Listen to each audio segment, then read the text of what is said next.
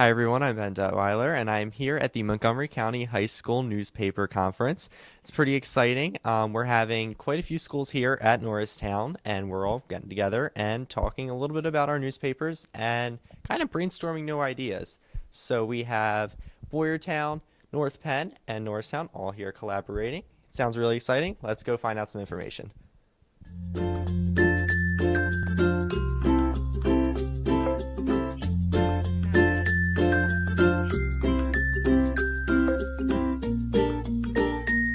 So, Ms. Colleton, what's going on here today? So today we are having the first annual Montgomery County High School Newspaper Conference. We decided to give it an official name so that it hopefully continues after today. Right now we have North Penn with us, we have Boyertown with us. The students have been talking in role-alike groups, so like editors, staff writers, just brainstorming ideas, seeing what's going well within their organizations, as well as like areas that they need to target and grow upon so that we can figure out what our commonalities are and build from each other's experience.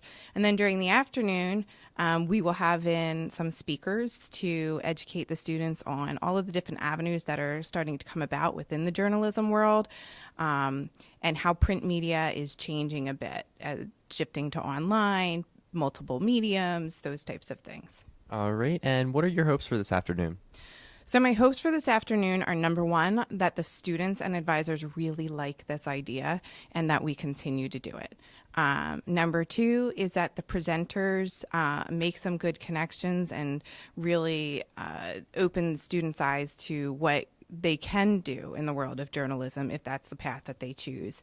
And finally, number three, that we, and this really is a priority for us, we're a young paper, so that we grow from it and we learn a lot. All right, so let's go find out a little bit about what's happening today. Can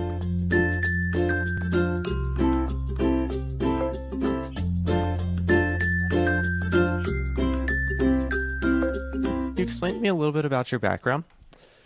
I'm Brendan Wills. I'm the education reporter with the Times-Herald in Norristown. All right, and what are some things that you're helping with here today? I'm just answering questions about what it means to be a beat reporter, covering education, how, if I only cover education or if I'm out there at fires doing everything and letting them know what it is to be a reporter on a day-to-day basis.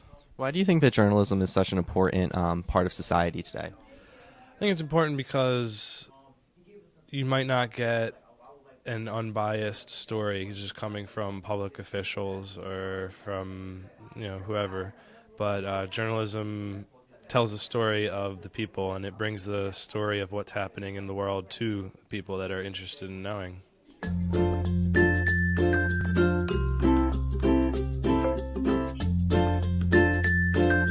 So can you tell me a little bit about your background? Sure. I graduated from Cabrini College in 2009 with a communication degree.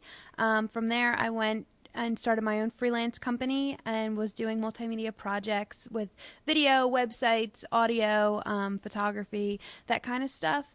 And then I got a job with corporate, was building websites and multimedia websites for clients through Yellow Book.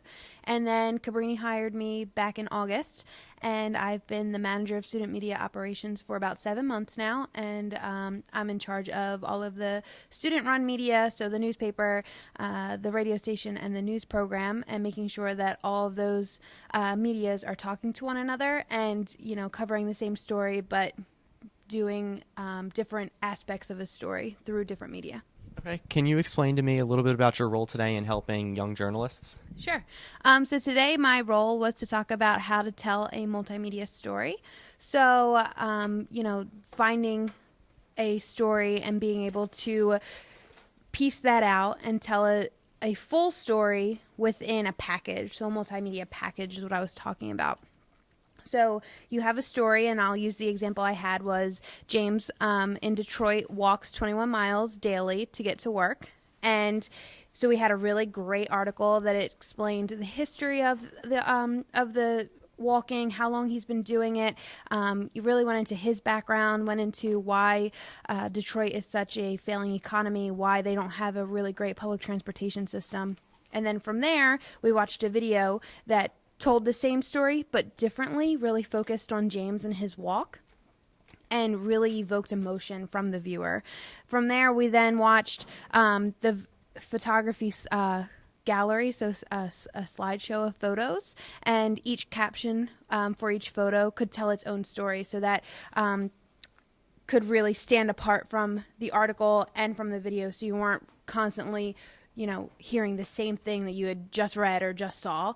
And then there was an infographic which highlighted the tangible, so the intangible. So we were able to show his 21-mile walk to and from work every day, and really map out, where he starts and where he ends, and then how he goes back home. So it was just putting all of these pieces together to really tell a complete, comprehensive story. All right. And why do you think that involving high school journalism is such an important part of today's society? It's definitely important for high school students to really understand the ways of the world. So no longer can a journalist just go out and get a story with a pad and pen. They need to be able to be multifaceted with a video camera or even their iPhone, being able to grab audio while they're there, take photography while they're there, because they're the ones that are actually in the field. So they need to be able to hone these skills at an early age, so that then when they hit the real world, they already know what they're doing and can tell that full story. So I think starting as early as high school journalism is phenomenal. It's going to be really great.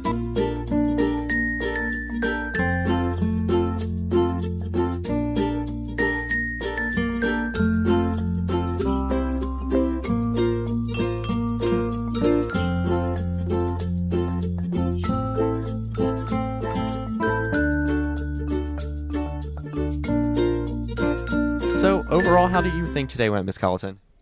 After talking to some of the students and some of the advisors, I think that we did a really good job for our first time out during this conference. So one of the advisors from North Penn said that the students are already talking about how they want to do it at their school, and invite surrounding schools, and how that we might want to share the responsibility among schools in the county. Some of the presenters suggested contacts for us through the Montgomery County Intermediate Unit, through their connections with other schools, and said that this is something that really needs to continue and build up again. One of our presenters was from Temple University, and so they are talking to their editor-in-chief to see if Temple can host some things for us as junior press corps type thing.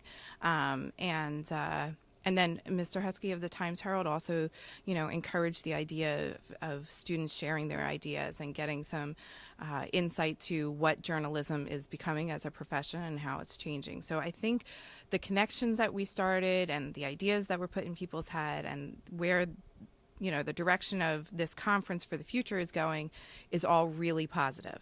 Yeah, so it sounds like a lot of exciting things happen, not just for the Wingspan, but other high school newspapers around the area. Is there anything else that you'd like to add?